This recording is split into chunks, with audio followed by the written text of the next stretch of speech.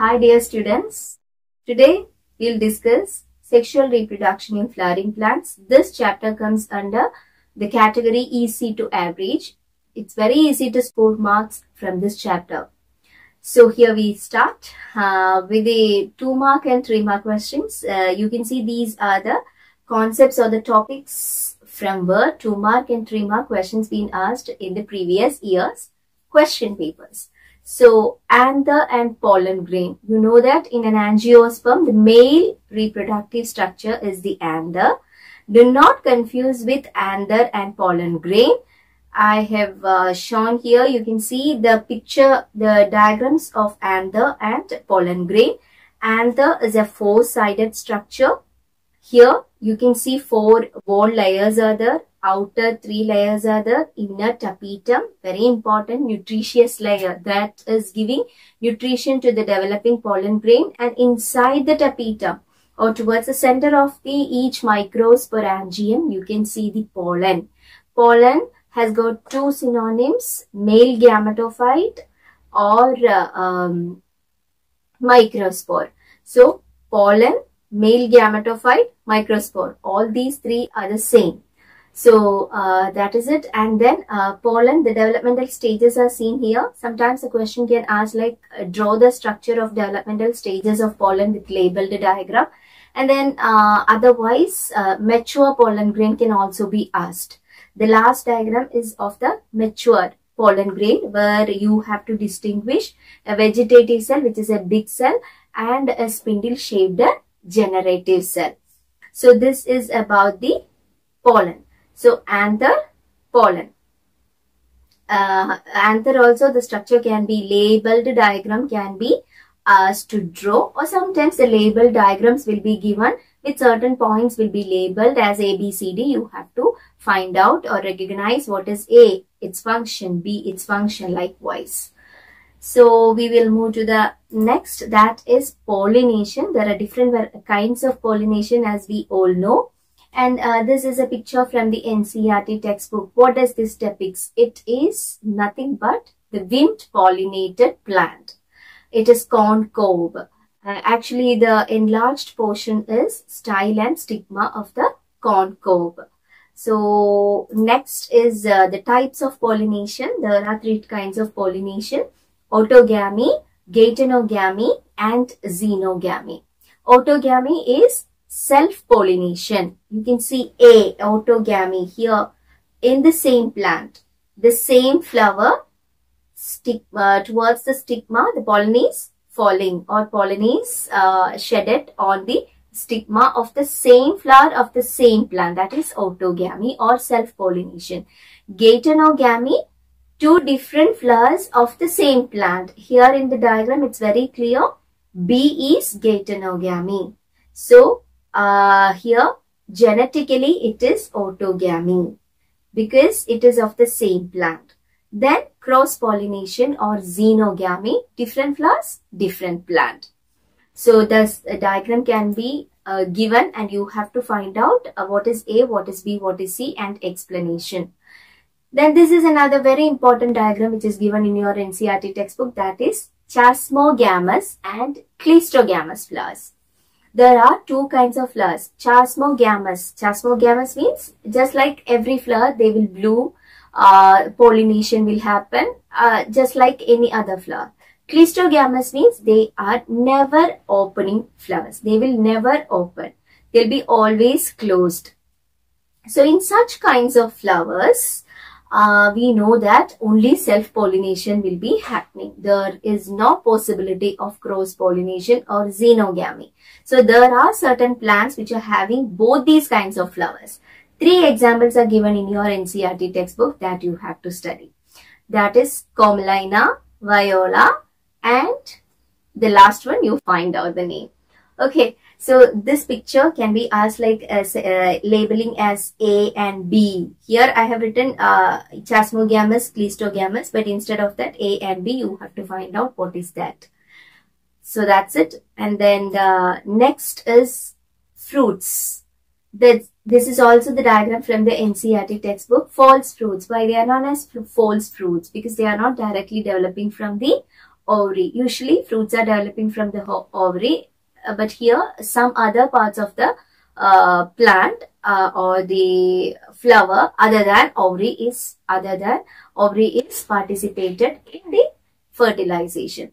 So here false fruit, the A, what is A, what is B? So likewise the labeled part can be, you have to identify. Likewise A and B, which is given in the strawberry also. Strawberry, akeem. Akeem is a type of fruit in which strawberry belong to, akeem. Okay, and then the outside part of the strawberry which consists of seeds. So A and B you have to label. And then comes monocote and embryo and seed. Do not confuse with monocote embryo and monocote seed. Likewise, dicot embryo and dicot seed is also given in your textbook. That also can be asked. But here this is the question which is continuously asked for the previous year examination. Monocote embryo and monocote seed. Do not confuse with that.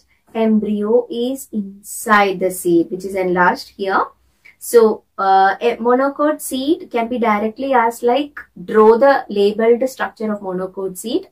Otherwise, maize grain. Draw the structure of, well-labeled structure of maize grain. So, that time also you are supposed to draw the diagram of monocote seed. So, these are some of the 5-mark questions or the areas from where the 5-mark questions are asked. That is microsporogenesis. Formation of microspores from sporogenous tissue. Microspore means it is pollen formation. Megasporogenesis, formation of megaspore or embryo sac from the nucellus. That is megasporogenesis. And then embryo sac, ovule. The diagrams are very important. Pollen pistil interaction diagram along with illustration is important. Then double fertilization is also can be asked for the exam. Now see, this is the structure of ovule and embryo sac. Again, this also children may get confused with ovule and structure of embryo sac. Ovule is the structure which contains the embryo sac. Inside the ovule, embryo sac is developing. So here you can see ovule, all the labelings I have given here. You can see the hilum. Each and every part we have to learn. This is very important structure. Draw and label the anatropous ovule in angiosperm. That's a question. And then embryo sac also, it is 7-celled, 8-nucleated embryo sac. Why it is called so? Where is that 7 cells? Where is the egg located? All these are very important here. Go through. And then pollen pistil interaction, which starts from the falling of the pollen onto the stigma till it reaches the egg, reaches and meets with the egg, till there. So the entire process from the falling of pollen, from the pollination till the fertilization is actually pollen pistil interaction. That's also very important. You can see the diagram here. So how the pollen, the compatibility of the pollen, all those things we have to study. And these are some of the sample questions here. Answers I have highlighted, so you can easily find. Residual persistent nucleus, nucellus, resistant persistent nucellus. It is nothing but perisperm. Perisperm. From this concept, another question can be asked like, what is the difference between perisperm and pericarp? Then, in which all write examples of the fruits which are showing perisperm. So that is also given. 2 examples being given in the textbook. Find it out. And then filiform apparatus that guides the entry of the pollen tube into the ovule is present in. It is in synergids. So such kinds of previously asked questions you can see here. Assertion, reason, then 2-mark question. Even the answer is also I have written here. Go through the answers. Likewise, points you have to write in your answers. All the relevant points you have to write as answer. Then only you can score good marks in biology. Please don't write anything. Like you have to write the relevant points. So all those marking points or the marking scheme, whenever we are getting marking scheme, we are giving marks to certain points. All those points I have given here. Go through. Then draw the vertical section of maize grain as I have already mentioned to you. It is the monocote seed.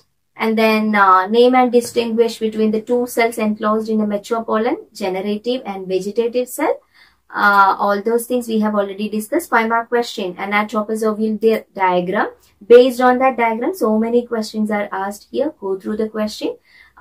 Give technical term of ovule.